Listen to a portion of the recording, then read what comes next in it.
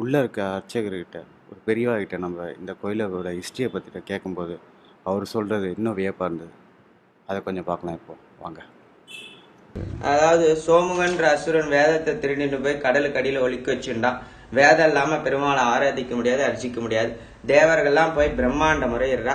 பிரம்மா போய் பெருமாளை முறையிடும் போது கடலுக்குள்ள நின்றுக்கூடிய ஜீவராசியான மீன் அவதாரம் எடுத்து கடலுக்கு அடியில போய் சோமுகன்ற அசுரனை வதம் பண்ணி சிரமப்பரிகாரத்தையா இங்க வந்து தங்கி ஓய்வுக்காக வந்து தங்கி பிரம்மா உபதேசிச்சுட்டு பூகாலமா இங்கேயே தங்கிடுறார். எவ்வளவு காலத்துல பூலோகத்திலே இப்ப ஸ்ரீவைண்டத்துக்கு வாங்க அப்படின்னு தேவலோக தச்ச இருக்கவெல்லாம் வந்து கூப்பிடுறா. அப்ப தேவலோக தச்ச விஸ்வகர்மாவை கூப்பிட்டு தன்னை போல வடிவமைக்க சொல்லி மூலிகையால வடிவமைச்சு இதுல ஆவிர்வகிச்சுன்னு போனா ஸ்ரீவைண்டத்துக்கு. முதல் அவதாரம் மக்ஷாவதார கஷேத்திரம். திருச்சி ஸ்ரீரங்கம் 2வது யுகம் 7வது அவதாரம் ராமருடைய அவதாரத்துல உருவானவர். திருச்சி ஸ்ரீரங்கத்துக்கும் திருவரங்கம் தான் பேரு. இந்த ஊர் பேர் ஆதி திருவரங்கம், முதன்மை பெற்ற ஸ்தலம். அதாவது இப்போ ஒரு 108 திவ்ய தேசத்தை கூட நம்ம சேவிச்சுட்டோம்லாம். புராண கஷேத்திரம்ன்றது சேவிக்க முடியாத ஒண்ணு. இது 108 திவ்ய தேசம் கிடையாது, புராண கஷேத்திரம் அபிமான ஸ்தலம்.